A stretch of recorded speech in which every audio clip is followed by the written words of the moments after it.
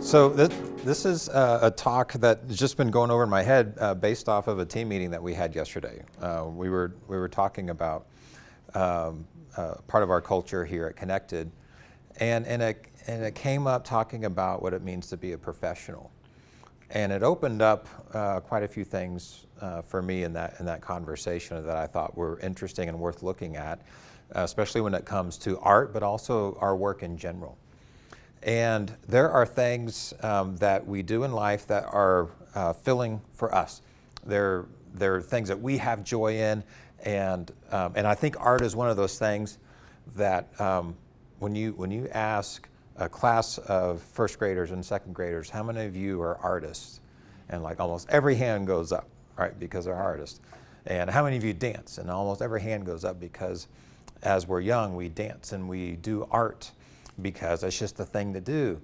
And then we get into this place where we feel like it has, when you're an artist, as you get older, it has to be professional because somebody needs to consume it. And we walk away and we step away from those things that may have been feeding us and fulfilling and providing strength and healing and all the things that art does. And we walk away from it because we forget about what it does for ourselves and how it feeds us and how it nourishes us. On the other hand, I think sometimes we sometimes go down into our craft that we get so good at mastering, and we only look inward about what it does for us. And artists can be also in this space where you can take my art or you can leave it, right? This is just my art and it's the way it is, right? And you can enjoy it or you can hate it, right? And sometimes those are, you hear about starving artists, and often those artists are the ones that end up starving because they only see it as a thing for themselves instead of getting to the place where, as a professional artist, I am providing value for somebody that they want to transact with. That is something that is valuable enough to me that I will transact so that I can have that thing for myself. It's like we do here. I decorate this place, not the way I like it, although it is somewhat the way I like it, but if other people don't like it, then we're not a professional business, right? So as we're professional, my mindset has to be, what is my service to others? What is the value to somebody else? And how can I use this artistry that I have and adapt it into that? Another place in my life, a role that I play as a musician, and I love music. I love playing the keys. I love singing. And I prefer certain styles. I love certain things. But when I step into my role as, and this isn't quite a professional, but as a worship leader at church, now the artistry that I provide stops being what do I enjoy, and it shifts completely into what is going to connect with the people in that room. Because if in that situation, in that role, I am doing the art that ministers to me or that makes my boat float, I will probably miss my role and my job or my value, my mission, my purpose in that moment, which is to touch the people with my art. And so my mindset shifts from moment to moment. When I go home, I'm not going to play the music that everybody else likes. Right. If I go over to Cowboy Church, I'm gonna go play some country music, right? Whether I like country music or not, right? If I go and if I ever get to guest at Antioch Missionary Baptist, I better be playing me some gospel music, right? To connect with them. And unfortunately, I love gospel. Gospel's my favorite. But if I come out to my home church out in Bernie, where there may be 2 or 3 black people in the entire community, and I start playing my favorite gospel music, they're going to be like, what are you doing? You know?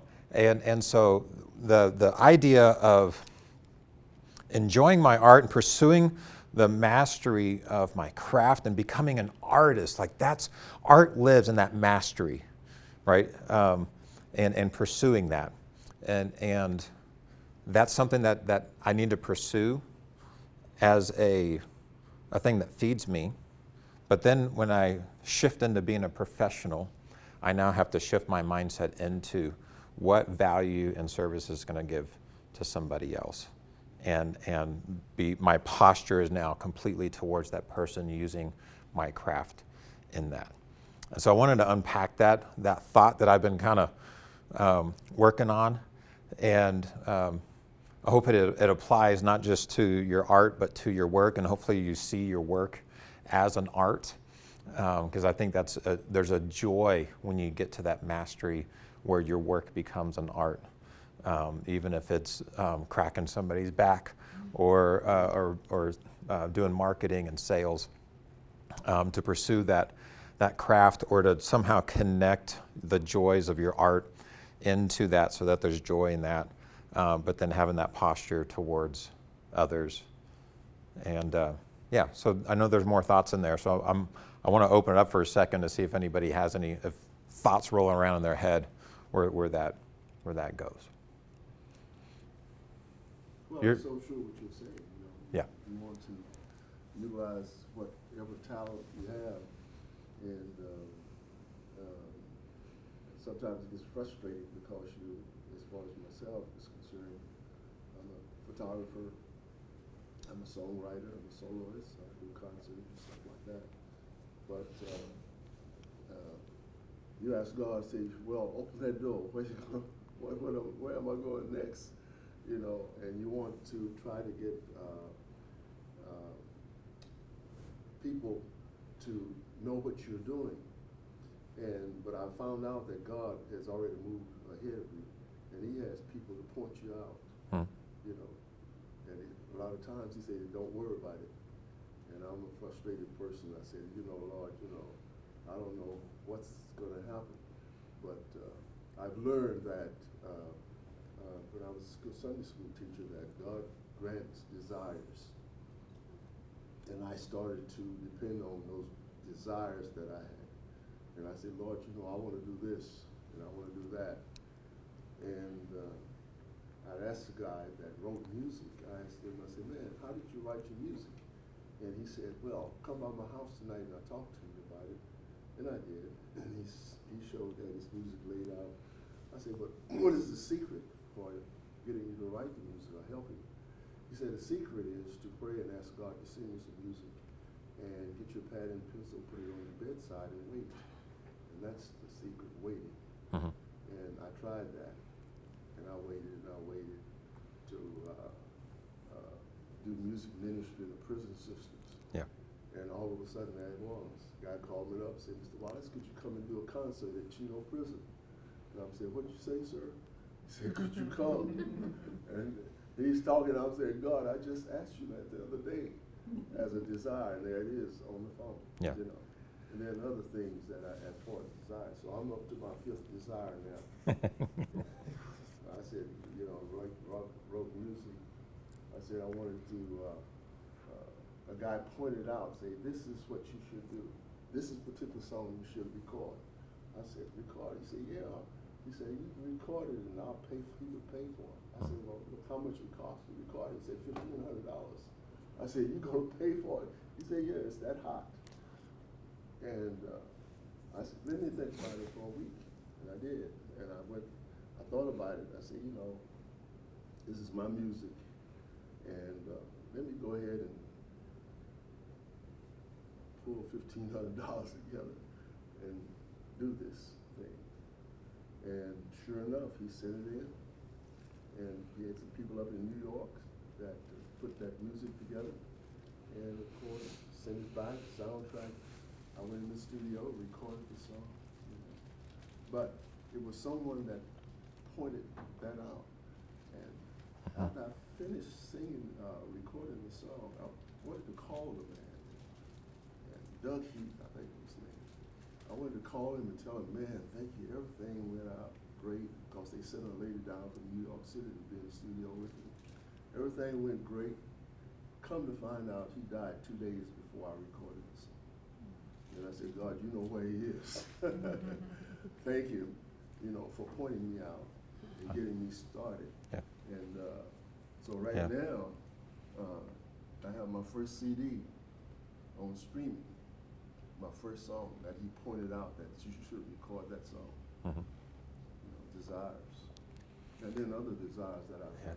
You know, I think I'm up to 5 desires that he's already. So I think there's a special thing when we get a desire like that we feel is coming from outside ourselves.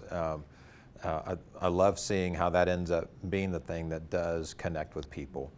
And so I think that's an ideal thing for an artist to get to, an artist, professional, is to get where that joy of what connects with you personally ends up being the thing that connects with somebody else around you. It's very authentic in that. But then I tell people I'm just a cotton picker. Just, yeah. Trying to pick 100 pounds of the top, 100 pounds of cotton for $2.50. Yep. All day long. Yeah. Just a cotton picker. Well, thanks everybody for enduring through that kind of out loud thinking, thinking through professionalism. We didn't have anything about a title, but you know, Okay. what the. I got a question. Yes, Umal. In that line that you're speaking One more. to, which of the two, and I don't want to put this as one being more important, Uh-huh. but if you had to choose between artistry and professionalism, right? Which one of the two is most important? Which one would you, as Dr. Brent, tell someone that focus on this? In the line of, one has to pay for the other, right? Yeah. Unfortunately, one has to pay for the other. So which one of those two between professionalism and artistry would you say more emphasis needs to be put? So I think it may be a fallacy I understand the question and I'll get to it. I don't want to get stuck. I don't want to get stuck because I think we can get stuck to feeling like it has to be one or the other. Right. And so I think I don't think we should feel like that is the choice. When it comes down to it, I think there's a life of I'm going through two different things. One, I've got to put the mask on myself before I'm helping somebody else. So I think if I continue to try to serve somebody with my gift from an empty or at least an exhausted place, then I think we're going to consistently just fall short and we're going to burn out and we're going to flame out. And so from that standpoint, I think we always need to be pursuing the thing that fills us. But I think sometimes it's the serving others that gives the filling ourselves up context and meaning.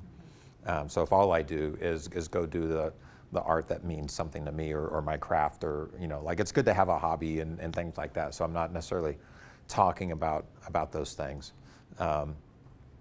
So I don't know if I'm more just trying to think out loud with that question. Yeah. I mean, two aspects. I'm going to give you a biblical aspect and then a physical aspect. Yep. If you look about a character in the Bible, anyone, God did not use anyone that wasn't talented. He used those that even thought they're never talented. Some thought, Correct. that I can't speak before people, and he The less talented, the better, right? Right. So they had talents. That's his way of doing things. David was a musician for an artist, right? But then he comes on as a soldier.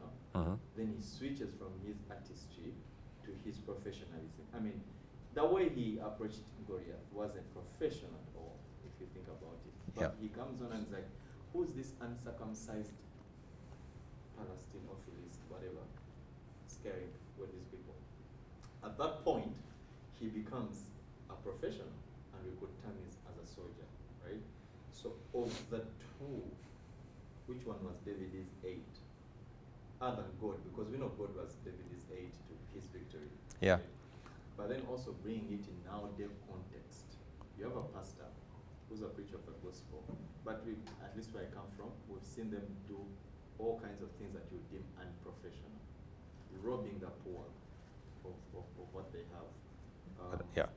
False gospel, which you would say is unprofessional because there's a set code of conduct. So between those two, which one would you think is most important to focus on? I think the self flows into the professional in the way that I was using it. So I know you're using the unprofessional and more of like a breach of character. But like thinking through David, like he was a good musician on his own and worshiped on his own before he was able to have the audience and have that. He on the warrior side as a shepherd, he practiced that craft with the lion and the bear before he demonstrated that on the larger stage with Goliath. And so I think it's this consistent dance of I practice it on my own, I serve others with it, I practice, and I think what that type of a dance does is it continues to give a drive and context. Like there's no reason to go and fight a lion or a bear unless there is this professional reason to protect the assets of the sheep, right? And I'm taking that seriously, so seriously that I put myself into this extreme test of killing a lion or a bear, right? Otherwise, I'm not just like, oh, you know what I'm going to do today is I'm going to go try to fight a lion. Like you need that context and purpose and meaning of serving others, the professionalism that forces you to stretch into this place. And so that's why I think there's a dance back and forth between, okay, now I need to go practice my slingshot against a rock because I'm got to be ready for that bear the next time, right? And so me practicing on my art, my artistry, the mastery of it was from the context of the professionalism of it. And so I think there's that dance back and forth with it. You can separate